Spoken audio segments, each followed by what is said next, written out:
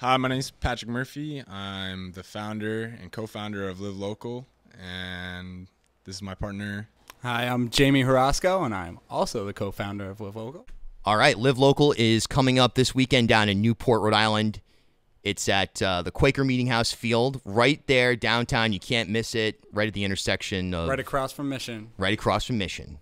The marquee spot, if you will, for sure. of downtown Newport, Rhode Island. Plenty of parking. You can find it. No excuse. Plenty of bike parking. It's going to be a big event. If you take the ferry from Prov. Really? Yep. Wow. Yeah, A little promo we're running. Easy yeah. walking distance from pretty much anywhere in Newport. Yeah. Central town. It's going to be a good day all day, 11 to 9. It's our third year. We're really excited. It's going to be our biggest year yet for sure. We got a really cool lineup, very diverse. We've doubled our numbers every year, so we're hoping to have another show and hopefully break 1,000 people this year.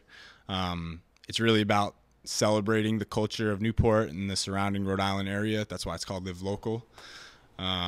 Just giving local artists and musicians a platform that they might not necessarily have access to otherwise. Definitely. We're definitely inspired by, Folk and Jazz Fest and going to these iconic festivals in Newport. The music scene there is so strong that we just wanted to give local musicians who also deserve that bigger platform to really promote themselves and showcase what they've, these are people who are trying to make their passion their living, and that's something we want to help artists do.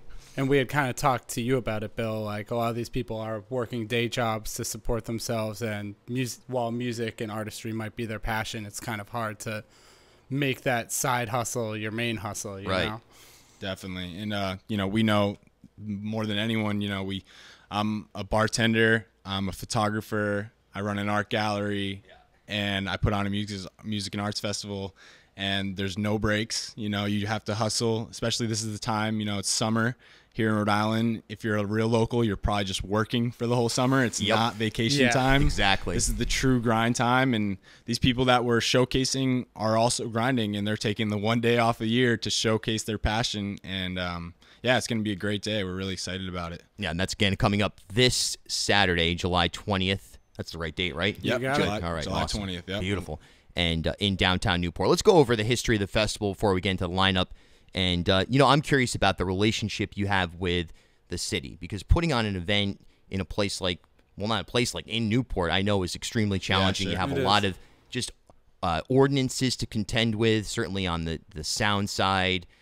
Just any kind of assembly is difficult to organize. A big connecting piece for us from day one has been the Historical Society, because the Great Friends Meeting House is their property, and Ruth Taylor, who helps run the board over there, was our contact. And when we approached her, we were two 23-year-old kids, and they were the most skeptical. And once we made it clear that we knew what we were doing, they trusted us, and the city kind of followed suit, because the Historical Society has a lot of weight there, and they know that they have the town's best interests in mind. And I think a lot of that was that we were showing that we're not trying to just, throw a party or anything like this. This is something that it's family friendly. Truly trying to enrich the community. Yeah, we're trying to help local businesses. Bring revenue to local artisans and really just help the community grow. And we show that to the city. We do events where we donate proceeds to the high school and do different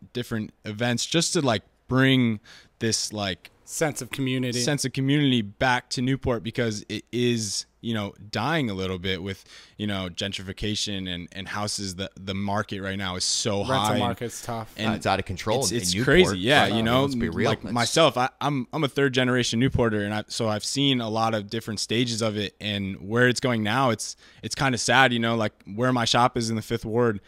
All those houses were my friends' childhood homes, and none of them live there anymore. So this is a way to bring everyone.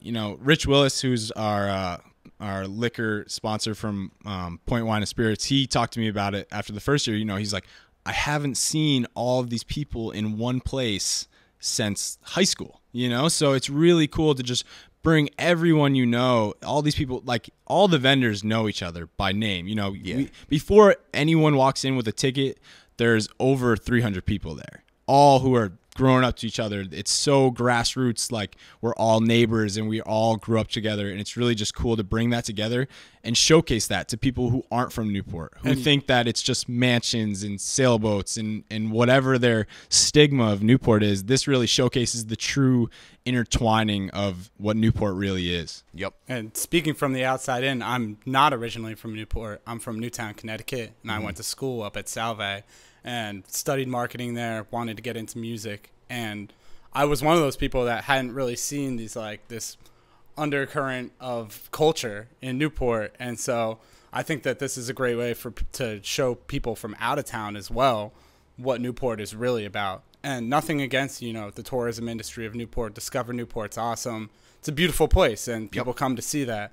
But there's more to it than just the essential sights, Yeah, that was my experience as well. I grew up in Rhode Island in South County, and I kind of saw Newport as the place for the festivals and a tourist destination. Definitely. More so than a place of a cultural epicenter, let's say, a modern cultural epicenter. Then I discovered in about 2015, what was actually really going on there. Yeah. Now I'm horrified. I've been pushed out myself. I'm up here. I was living in Newport happily, and now Airbnb occupies the building that we are in. It's disgrace in my mind, and hopefully people intervene, but at least this festival sort of gives proof positive that the community's there, it's alive, it's creating, it's moving forward in spite of the massive obstacle that's been put in front of it in terms of real estate and economic development, not really in developing the people who already live there necessarily. And we're all for the development and the improvement of Newport, but we just want to keep the people that have been there the whole time in mind and reward them first of all. For sure, definitely. And we just want to, this is us trying to invest in that community to keep them there. One thing that we want to be known for our festival is that, whether it's our poster or our merch, we are commissioning and we are paying all of our musicians. So we are just trying to put any money that we can get from the tourism community. We want people from out of state to come here and see what is really making this town run, as well as help those people stay there, so that's very important to us, is paying the artists, having them come first, because they are getting pushed aside a lot, especially in Newport, but it's cool because at the same time, this is trying to push them out, but it's also inspiring them. It's getting people, they want to be more active, that myself, I'm seeing my friends who are out of these houses and can't live there anymore. I want to find ways to invest and get that back. I want to use this festival as a way to give the locals the upper hand, bring some money back into their pockets and help them stay there. The art community, I feel is thriving off this right now. The Newport, there's a new wave of artists coming through. There's all these, it's not just the same old fine art anymore. It's these new wave artists that are coming in. Unconventional styles. Unconventional, for sure. And that's something that we love about our festival, is we get to showcase all these artists in what currently is inspiring them. It's everything around you. We're inspired by the ocean and all that, but the state of our city inspires us as well. And you'll see that when you come see the artists that we have there and what they're producing and how they're doing it and how they're adapting. And that's one thing you have to do in Newport. It's adapt or die there. It is, ever since whenever it began. Sure. You can, especially in Newport, you can look at the tower there. Maybe it began with John Dee in 1549 or whatever the hell they think the Elizabethan foundation comes from. All right, let's talk about the lineup. We've got about 4 minutes left here. I know we got Ravi Shavi and Nova One from the Providence delegation right there. Yeah. Troy Ramey, definitely some big shot action there. Come on, you guys got a limousine for him all scheduled. Troy has been awesome to work with. Yeah, he's been a good super dude. Down to earth, very proud of his roots, and super talented. Definitely. He's fantastic. Yeah, it's a very diverse lineup this year, and we only have one returning band from the last 3 years, and that's Nova One. We brought them back just because, Roz is just doing such a great thing in her own demographic. And such a delight of a human being. She's awesome. And then, she's kind of our mellow indie, and then you have Ravi Shavi, who's just energy, and Troy Ramey, who's just soulful, and then we have Square One, who are the hometown heroes. I'm telling you, the minute they posted something, we sold 100 tickets just because of these guys. Yeah. And they're out there delivering tickets, they'll do whatever, and they're just so involved in the community. Hip-hop, high energy, high positivity. And then we have the Little Compton Band, who will start your day just perfect, just the funk that they bring to the festival will be so awesome. And then we have our Bohemian Bias Lounge stage, which just highlights the single artists. And we have Nate Farrar, Drone Dolores, Mary Ellen Hawkins, and Alderwick, all super diverse and awesome musicians that just deserve you to listen. And that's just what I want people to know, like at the festival. Just go there and listen, because you will be blown away by the musicians that we have on the stage, really. We haven't even mentioned like the low cards, who are big Newport favorites, pretty much Black Keys-esque, like bluesy style. And then local hometown hero Ziggy is going to be premiering his solo stuff on the main stage. The absolute legend, Zygmunt Coffey. Used to see him bang him on the drums, but he's going to be out on guitar. He's going to be on a bunch of different things. Yeah. Look out, The first year he played 3 different acts for us. Like, that kid is the Live Local like hero of them all, for sure. We appreciate you, Ziggy. Them and the entire Z Boys, Amato and Greg as well. They're awesome. awesome. Nothing but supportive. Definitely. And amazing. We also have an after party where we'll be showcasing more artists. Lookers, right? They're playing. Yeah, Lookers. Another super excited famous. about them. Yep. Rafe from Robbie Shavi is the guitarist in there. Super excited about the Lookers.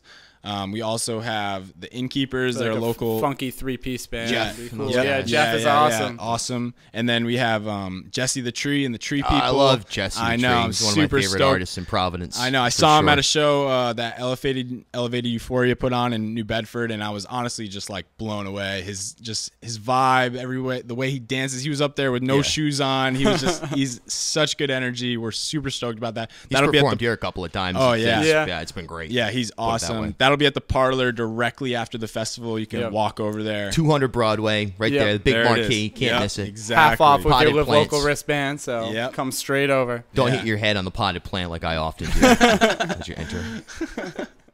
What's the future of the festival? It sounds to me like you are all doing a much better job than Bridgefest as far as being that third festival that we're looking for. Yeah, that's kind of. Do you feel like you're competing with Bridgefest? I mean, they're obviously officially a Newport festival. We prefer to think like we're working with Newport festivals, because it's all we're all in the same hemisphere of showcasing art and music, and we definitely want to be like that third pillar. That's always been our goal. Is like you go for we're like almost the warm up for the Folk Fest. You go enjoy your weekend, see the local acts, get a little hype going, and then hopefully you'll go to the Folk Fest.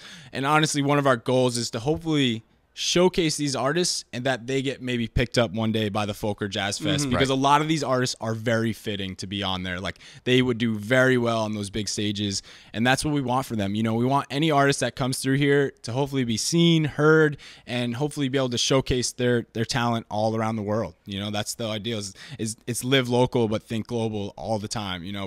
And that's something that we'd like to do for our festival, is bring it to different communities. Live local is a worldwide theme that anyone, if you really just believe in where you live, these small thriving art communities all around the nation. You could do a Live Local Portland, Maine, Live Local Oahu, Hawaii, just down to Live Local Burlington, PVD. Vermont, Live Local PVD. These are all ideas that we'd love to go, and we're growing, and we're just super happy with how we're at year 3. Like, I cannot be more stoked that we're at year 3. The fact that we did year 1 was just such it's an accomplishment. Achievement. Yeah, for sure. It was grassroots in every meaning of the word. And so, we're growing. We're stoked for the future. We hope that we have a long time place in Newport. I know that the Folk Fest just had their 50th year, or let's see. They're up there. 1959, I think, is when it began. So almost 70 years? Maybe. Yeah. And they also just signed a 20-year deal to stay at Fort Adams. Wow.